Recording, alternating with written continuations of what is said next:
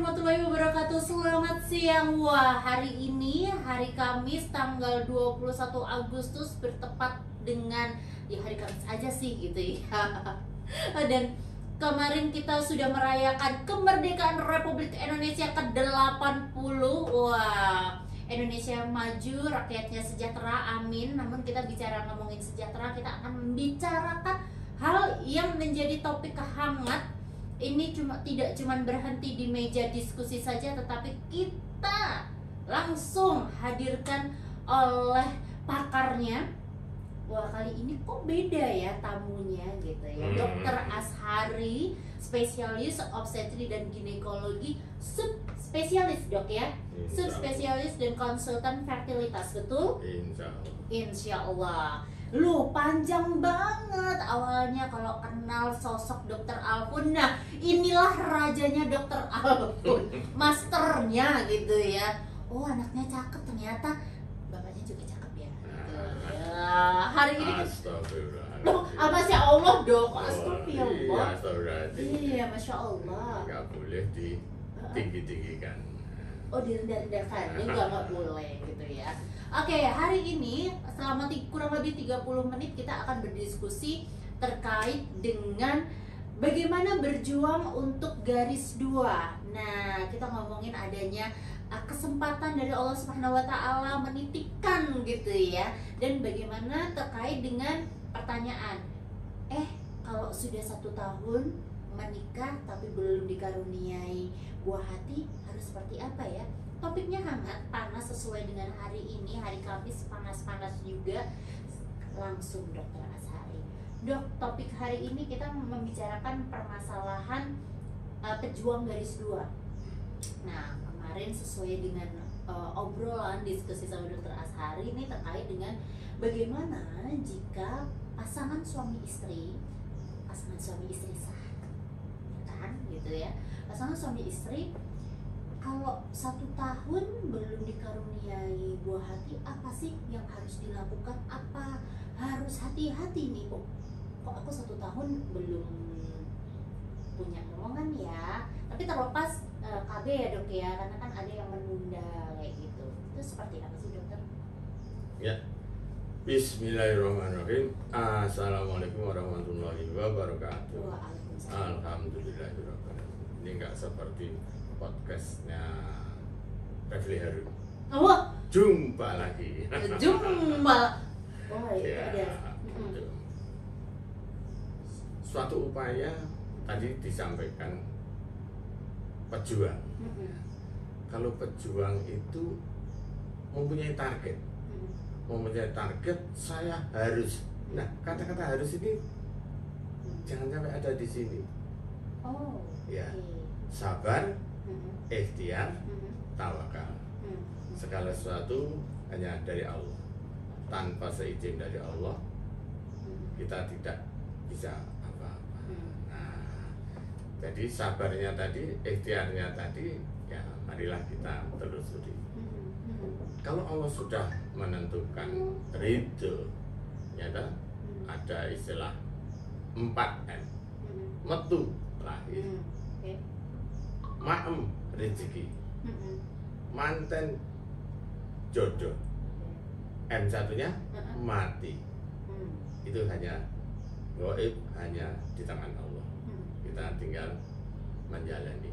Nah, Allah sudah memberi ridho, jodoh, seolah-olah, apalagi itu direncanakan. Saya besok nikahnya bulan Mei, bukan Mei yes, Mei Bino. Nah, itu. Ya, dengan harapan karena sudah saya rencanakan, semoga Allah cepat meridhoi, memberi titipan calon khalifah sebagai penerus pasangan suami istri tersebut. Nah, itu. Jadi karena inginnya itu demikian, ya kemudian dijalani aja. Kalau bahasa kerennya bulan madu, ya, honeymoon, ya kan, honeymoon, dijalani aja.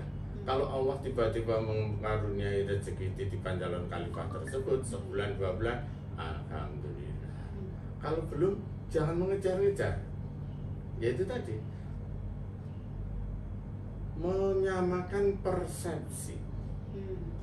Loh, saya kan sudah pacaran setahun 2 tahun. Salah itu pacaran setahun 2 tahun, ya kan?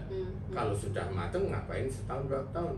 Ya itu tadi, makanya cepat-cepat dihalalkan proses tabayun tadi. Nah sekarang sudah begitu Allah sudah meridhoi, ya dijalani sebagai pasangan suami istri, menyamakan persepsi supaya nanti kan tujuannya sakinah mawaddah warahmah kan istilahnya sampai kakak-kakak dan nina-nina itu tadi. Nah setelah itu, nah waspadanya di sini kalau sampai tadi disampaikan 1 tahun itu teorinya dalam ilmiah. Kalau sekarang sebaiknya kalau 9 bulan belum dikaruniai, nah mulai konsultasi penelusuran.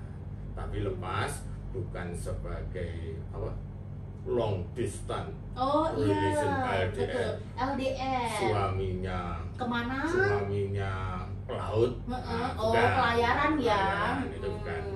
Jadi setiap hari ketemu, hubungan normal, itu sambil menikmati honeymoon tadi 9 bulan kok belum, cepat-cepat konsultasi. Maksudnya apa? Maksudnya dalam waktu 9 bulan menuju 12 bulan itu mungkin masih bisa ditelusuri dengan secara alamiah, konvensional. Yang perlu ditelusuri sebelumnya sebetulnya yang paling bagus lagi yaitu marriage counseling. Konseling sebelum terjadinya pernikahan. Sebetulnya ada wadah itu, yaitu masih mendaftar ke KUA. Betul. Nah di KUA mengumpulkan calon-calon teman-teman, malah ada suatu persyaratan kalau belum vaksinasi belum boleh daftar itu misalnya. Itu malah sampai dibuat, wah jangan-jangan ini vaksinasi ini obat suntik KB, nanti saya nggak bisa hamil. Nah itu enggak, selalu positive thinking, husnudon, jangan suudon, karena semuanya hanya untuk kesehatan. Itu tidak. Jadi vaksinasi tadi maksudnya, siapa tahu tiba-tiba hamil berarti kan sudah mendapat bekal. Loh gimana apa vaksinasi? Alhamdulillah, saya sudah terlanjur positif. Ya alhamdulillah, enggak apa-apa. Itu tadi. Itu perlu perhatian kapan untuk vaksinasi, itu bicara itu. Nah, bicara kembali lagi ke laptop, kembali lagi bahwa dalam waktu 9 bulan ini saya harus bagaimana? Apalagi kalau sebelum nikah malah sudah ingin konsultasi, itu bagus. Jadi yang perlu dipersiapkan yaitu seorang wanita, ya jangan sampai berat badannya kelebihan. Nah itu jangan sampai berat, itu bekal. Jadi seandainya sebelum nikah pun mempersiapkan diri, itu akan lebih baik. Bahwa berat badan itu akan mengganggu tentang pemasangan sel telur. Loh, dok, tetangga saya itu beratnya wah super sekali, tapi putranya kok 4. Apa jawabnya? Alhamdulillah, bersyukur bahwa ilmu Allah itu tidak sama jauh sekali dengan ilmunya manusia. Tapi manusia yang sudah diberi tugas iqra untuk mempelajari angka-angka itu tidak bisa menjadi wakil bahwa setiap kelebihan berat badan nggak apa-apa, itu kan, karena semuanya bisa dipelajari ya akibat dari iqra tadi. Sebagai contoh, kira-kira saya itu subur nggak ya pemasakan sel telur? Ini bicara wanita dulu ya, karena wanita kayaknya lebih banyak ditelusuri ya, makanya ada dokter bagian kewanitaan. Nah, dokter laki-laki juga ada, ini jurusannya masalah penyakit aja. Dokter laki-laki 2, bagian penyakit urologi, bagian fertilitas, andrologi. Tapi karena dokter kebidanan itu datangnya mesti pasangan suami istri, ya kita mesti diberi bekal juga ilmu untuk jurusan laki-laki tadi. Jadi seorang wanita itu yang mempunyai siklus menstruasi paling cepat 26, paling lama 30, paling bagus 28, adiknya 28, 27, 29, adiknya lagi 26, adiknya lagi 30, insya Allah pemasangan sel telur nggak ada masalah. Dan itu bisa dibuktikan dengan pemeriksaan USG transvaginal untuk melihat proses pemasangan sel telur.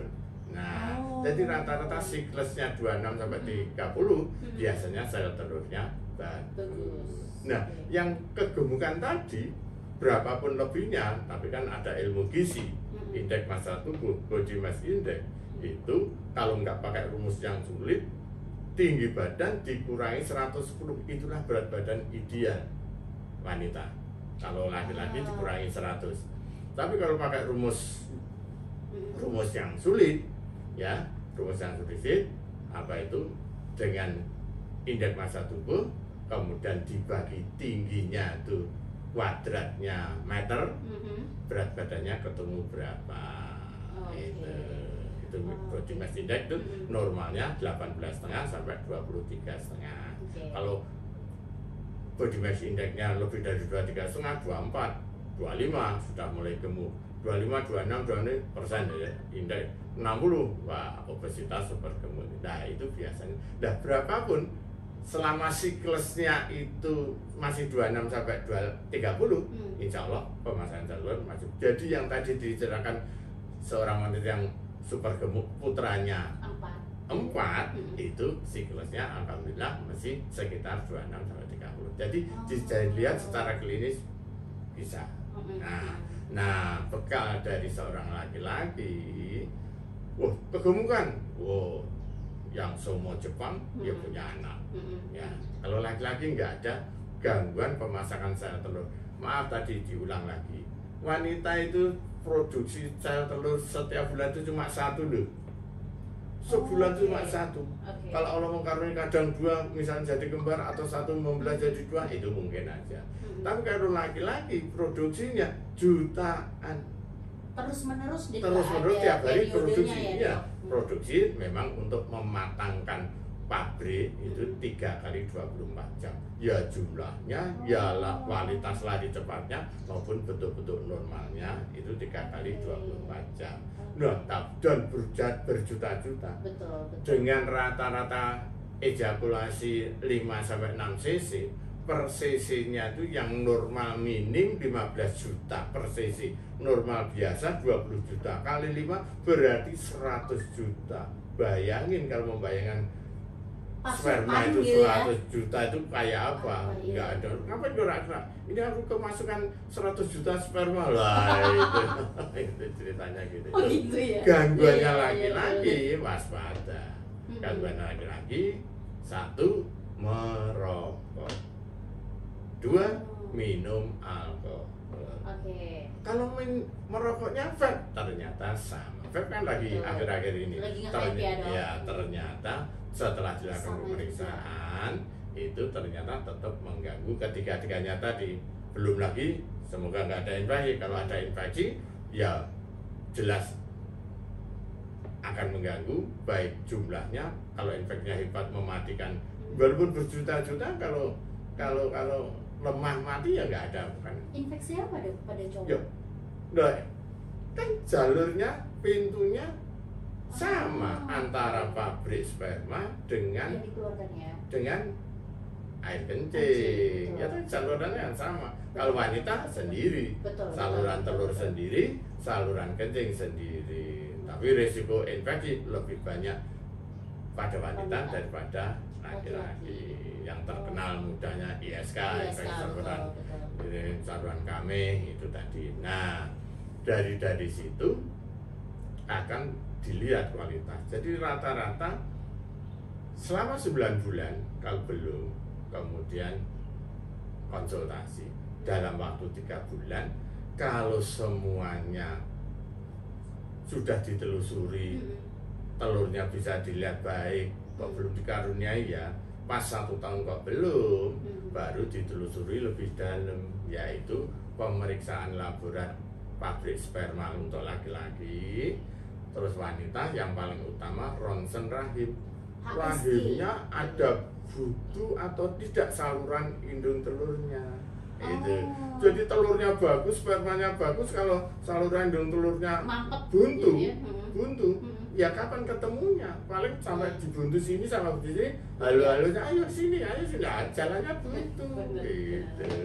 Oke, jadi tadi ya bahwa jangan harus gitu tadi ya. Pertama jangan pejuang gitu ya. Sabar, ikhtiar, menelusuri, ikhtiar. mengerti ada permasalahan apa. Yang paling penting adalah pada saat sebelum menikah, sebelum memutuskan menikah, tapi udah yakin nih sama pasangannya gitu, bahwa persepsinya harus sama. Apa dibawa mau kemana nih hubungan, kemudian juga menikahnya karena apa, mau seperti apa gitu ya. Jangan sampai memutuskan menikah tapi menunda, itu juga jadi masalah ya dok ya. Nah itu masalah usia. Apalagi seorang wanita. Wanita itu yang disebut mempunyai usia reproduksi sehat mulai 21 sampai 34. Nah kalau wanita itu sadar reproduksi sehatnya itu 21 sampai 34, makanya cepat-cepat ditata. Kapan saya nikah, kapan saya menghasilkan reproduksi sehat itu supaya tertata jumlah keinginan pencalon penerus itu mau berapa. Betul. Jangan sampai nanti di usia tertentu gitu ya, misalnya di luar dari masa subur reproduksi tadi, misalnya katakanlah usia 39 baru dapat rezeki gitu ya, anaknya 10 tahun, mamahnya udah 44 tahun gitu ya. Jadi memang harus ditata. Nah ini kita ke pertanyaan live chat ya dokter ya. Dari Sindri Akila. Selamat siang dokter, izin bertanya dok, saudara saya ada yang sudah 1 tahun lebih belum dikaruniai keturunan. Mereka coba periksa ke dokter, beliau katakan ada PCOS. Nah apakah suatu saat bisa hamil ya dok? Bagaimana solusinya? Terima kasih. Iya, terima kasih atas pertanyaannya. Cuma guyon aja ya. Biasanya kalau menanyakan tetangga saya, saudara saya, teman saya, itu biasanya saya sendiri. Diri sendiri ya. Semoga tidak. Semoga tidak ya. Nah, ini menyinggung dari permasalahan bekal seorang wanita tentang siklus menstruasi, menggambarkan proses pemasakan sel telur polikulogenesis itu baik atau tidak, yaitu yang mempunyai siklus 26 sampai 30 tadi. Nah, pada PCOS kembali lagi yang mengganggu proses pemasakan sel telur itu yaitu berat badan. Nah, pada PCOS jarang sekali yang berat badannya kecil mengganggu PCOS, itu jarang sekali. Mungkin dapat dikatakan nggak ada. Nah, jadi kayaknya loh ya, ada yang berat badannya kecil, malah putranya banyak. Nanti ya karena tidak mengganggu. Jadi gambaran klinis itu mudah. Selama siklusnya 26 sampai 30, insya Allah proses pemasakan sel telur bagus. Tentunya dibuktikan dengan pemeriksaan USG transvaginal tadi 1. Nah, yang PCOS ini karena kegemukan. Kenapa? Kalau kegemukan, apa tuh PCOS itu? Poli itu banyak, kistik, kantong kecil-kecil, ovari. Jadi dalam ovarium itu kantongnya tidak, folikelnya, oosit primer itu tidak mau berkembang menjadi massa. Itu di dalam ovarium itu, jauh sebelum di dalam ovarium, janin wanita ada di dalam rahim ibu pada saat umur 20 minggu. Emang udah bisa diketahui laki atau perempuan? Ya kalau sabar pelan-pelan mungkin bisa. Tapi kita nggak bicara melihat ini cowok atau cewek. Tapi yang jelas Allah sudah menentukan ini janin wanita. Di dalam 20 minggu dalam rahim ibu itu, pabrik telurnya sudah mempunyai angka 6-7 juta calon telur. Pada saat lahir tinggal 1-2 juta. Sampai remaja tinggal 300.000. Duh, 67, 12, 300. Ya kemana yang lain? yang lain rusak, nggak kuat, nggak mampu menahan keeksistensinya untuk sampai eksis terus. Janganlah kalau 300 mau 10 jadi semua. Nah, itulah sunatullah. Allah selalu memberi yang terbaik kepada hambanya. Jadi banyak tapi pelan-pelan berkurang. Jadi setiap bulan itu ada siklus menstruasi. Yang antri mau menjadi matang itu taruhlah 21 seperti ilmu pasti 3 Pascal. 21 yang kuat, yang lemah hilang 2 jadi 19, hilang lagi 17, hilang lagi 15, tinggal 1 yang namanya follicle degraf yang eksis. Itulah insya Allah yang nanti akan menetas. Itu. Nah, ini calon sel telur ini tidak mau mateng. Ukurannya cuma di bawah 10 aja. Jangan kan di bawah 10, di bawah 15 saja juga nggak mateng. Yang disebut mateng berhasil itu apabila di hari ke-14 siklus menstruasi atau 13, 12, 11 maksimal 24 mili atau 2,4 cm. Nah, yang ukurannya menjelang itu minimal 18 itu berarti proses pemasakannya bagus, nanti insya Allah akan menetas. Itu jadi di situ. Nah, pada PCOS ini tidak mau menjadi 15 saja, nggak mau, masih kurang dari 10, 9, 7, inilah yang begitu. Nah, biasanya pada masalah kegemukan yang akan mengganggu resistensi insulin sehingga dia mengganggu proses pemasakan. Sehingga sebetulnya mudah kalau mau. Jadi apakah suatu saat bisa hamil? Ya kalau mau niat sesuai dengan keinginan, ya ikhtiar tadi. Sabar tapi bukan menunggu ya Allah berilah saya karunia tapi nggak ada ikhtiar. Ikhtiarnya apa? Ya berilah. Ikhtiarnya apa? Ya dibakarlah lemak itu. Ya pola makannya dirubahlah kalau ingin. Selama siklusnya tadi rumusnya punya siklus 26 sampai 30, syukur sekitar 28, insya Allah telurnya bagus. Gitu ceritanya itu tadi. Oke, berarti untuk PCOS ini apakah ada terapi khusus, Dok? Khusus mau yang mudah atau khusus yang pakai biaya mahal? Oh, iya kan? Yang mudah dulu ya. Kenapa harus yang mahal? Kalau mau niat yang baik dan sungguh-sungguh, ya ini susahnya itu tadi. Ya itu dengan menurunkan berat badan mencapai siklus 26 sampai 30. Wah, beli obat untuk penurunan badan? Enggak, kalau punya niat. Ayo, semua gorengan lauk maupun jajan tidak boleh. Ayam, kambing, sapi, bebek, mentok, ikan laut, susu, es krim tidak boleh. Gula, nasi lontong, kupat, bakmi tidak boleh. Apa bisu, Dok, jadinya ya? Itu enggak. Wih, itu menurut dokter penyakit dalam, pakar penyakit dalam, ilmu gizi, manusia tanpa karbo, gula, nasi lontong, kupat baik, sehat. Semua penyakit selalu berhubungan dengan karbo. Emang Pak Dokter nggak makan nasi? Makanlah, tapi kan tahu batasannya. Tuh, ada lagi dokter yang merokok. Dokter kok merokok? Putarannya berapa? 5. Wah, kalau gitu tak ikut merokok. Nah, saya kan mesti alasannya yang dokter merokok. Saya kan dokter tadi tahu kapan batasan merokok, kapan tidak. Obatnya gitu ya. Kira-kira. Tapi jangan kalau obat nanti terus, wah obatnya kok mahal? Ya nggak tahu obatnya mahal karena pabriknya membuatnya memang bahannya mahal dan untuk melawan itu. Jadi kalau nggak pakai obat, caranya itu tadi. Cukup sehari berkeringat 30 menit tapi teratur.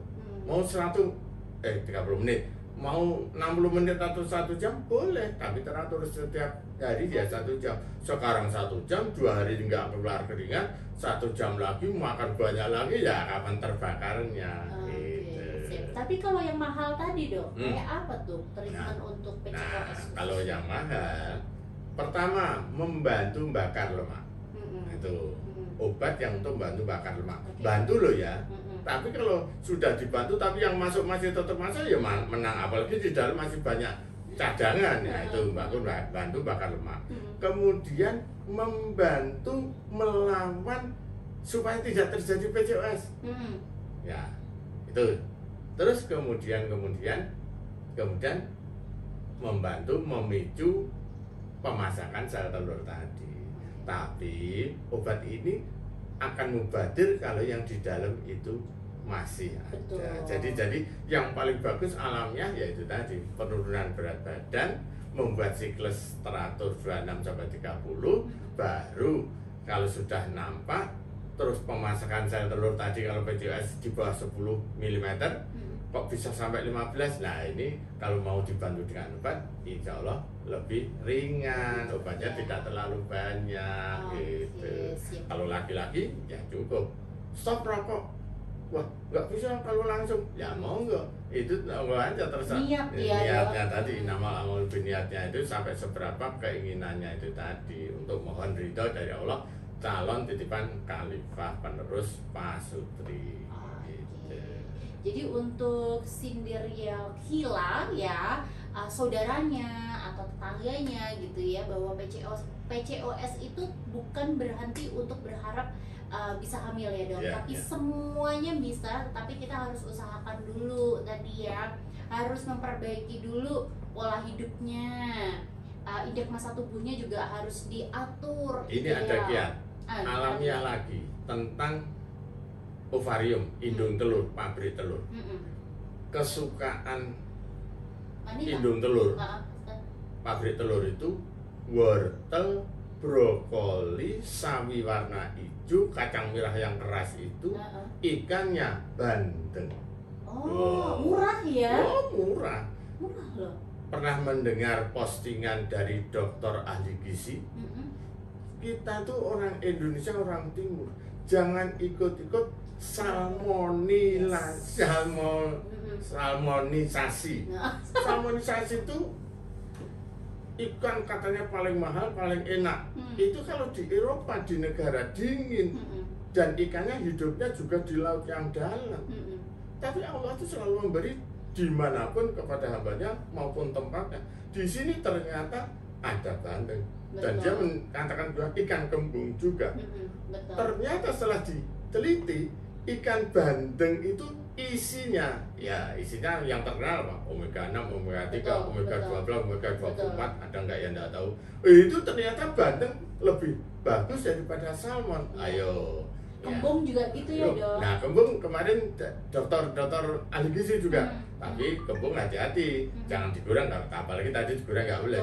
Kalau digoreng rusak, makanya dipepes, dibungkus, lah itu bagus. Kalau masalah isinya ada pahitnya, pahit itu obat loh, kan empedu.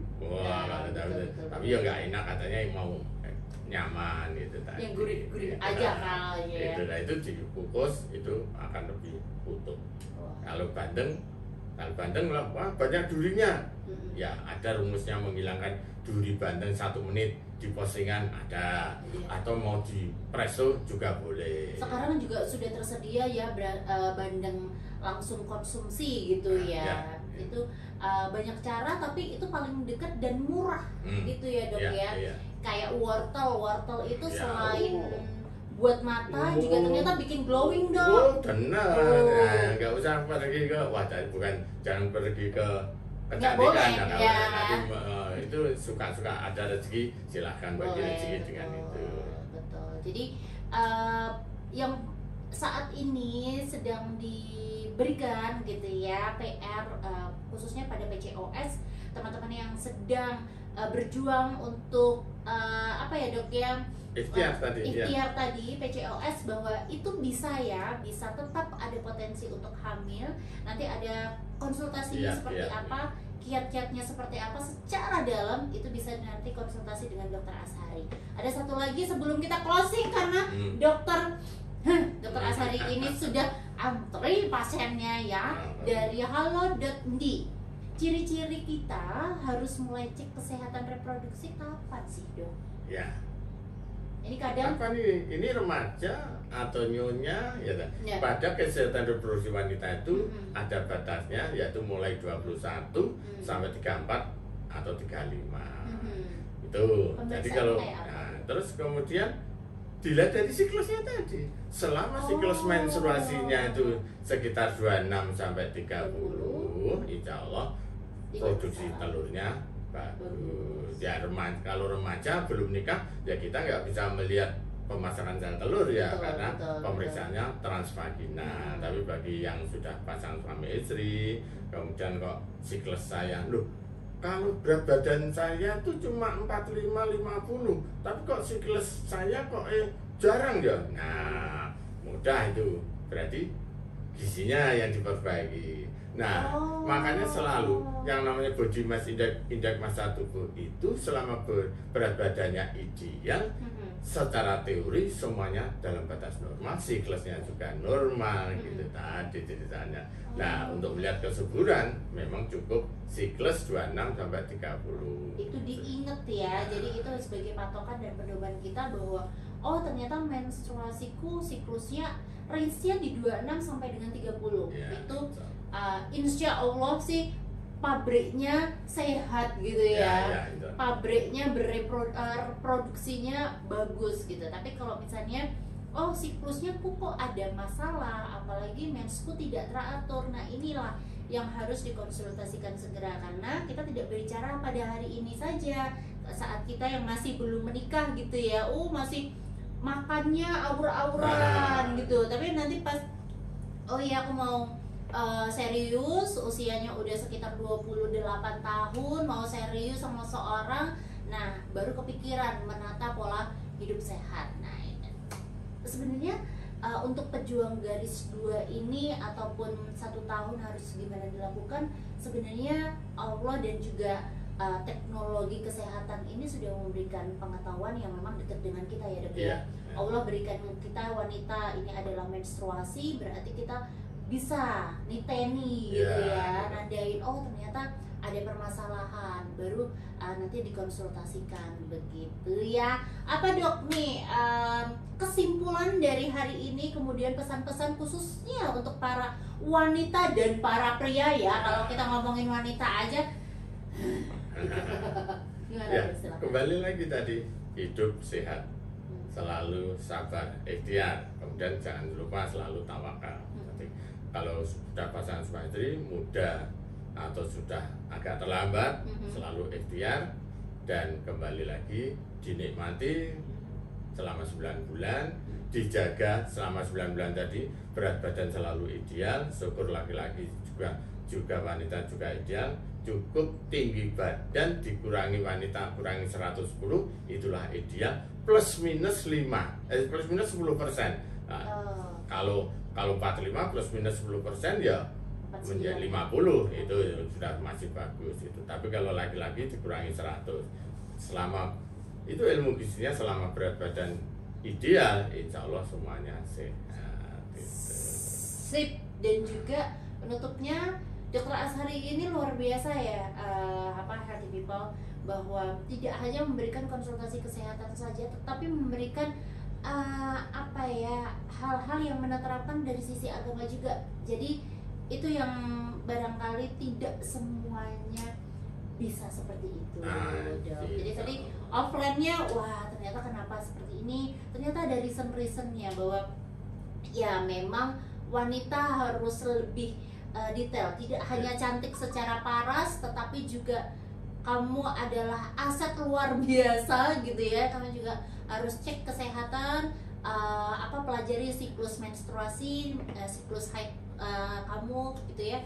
Itu menjadi investasi untuk kita bisa menghasilkan atau bisa memberikan atau bisa memaksimalkan titipan dari Allah Subhanahu wa taala saat sudah ada menikah. Wah, hari ini ditemani Dr. Azhari luar biasa gitu ya, dapat insight-nya, pembahasannya ringan, langsung masuk. Oh iya, PR utamaku adalah tentang berat badan gitu ya, poinnya ya dok. Paling sulit, mudah tapi paling sulit ya. Pesennya sih simple ya, cara melakukannya susah.